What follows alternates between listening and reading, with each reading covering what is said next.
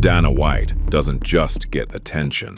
He creates the kind of pressure that makes people focus on him, whether they agree with him or not. And that may be the real reason he's so hard to ignore. Because Dana White doesn't operate like most public figures. He doesn't soften himself to become more likable. I think it's disgusting. I think he's disgusting, and I never want to see him reffing ever again.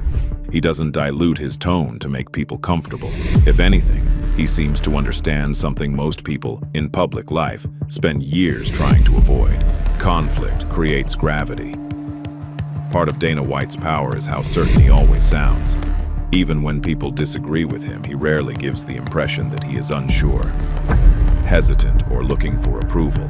And in public, certainty is magnetic. People are drawn to the person who sounds like they believe exactly what they're saying.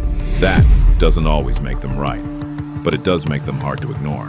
Dana White speaks with the kind of force that turns opinion into presence, but certainty alone isn't enough. A big part of Dana White's attention comes from his relationship with conflict. Most public figures try to manage conflict carefully. Dana White often seems to move straight into it. He argues, he pushes back, he escalates, he stays direct. And in modern media, conflict does something very powerful. It creates focus. The moment tension enters the room, attention sharpens.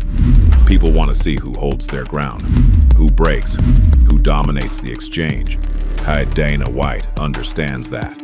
He knows conflict isn't always a threat to attention. Sometimes it's the engine of it.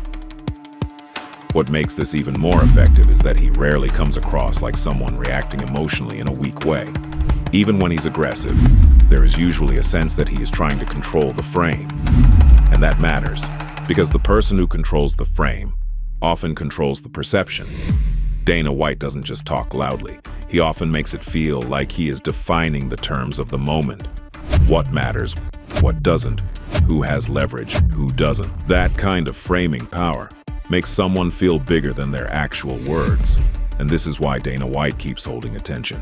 Not because everyone admires him, not because everyone agrees with him, but because he understands one of the oldest rules in public life. People are drawn to force, to certainty, to confrontation, to someone who sounds like they are not asking for space, but taking it. Dana White may not be universally liked, but he is very difficult to ignore. Because he doesn't just enter the conversation, he applies pressure to it. And maybe that's the deeper pattern behind his presence. Dana White isn't just a sports executive or a loud personality. He's someone who understands that in a world flooded with noise, the people who command attention are usually the ones who project the strongest signal. And Dana White's signal is simple: certainty, conflict, and control.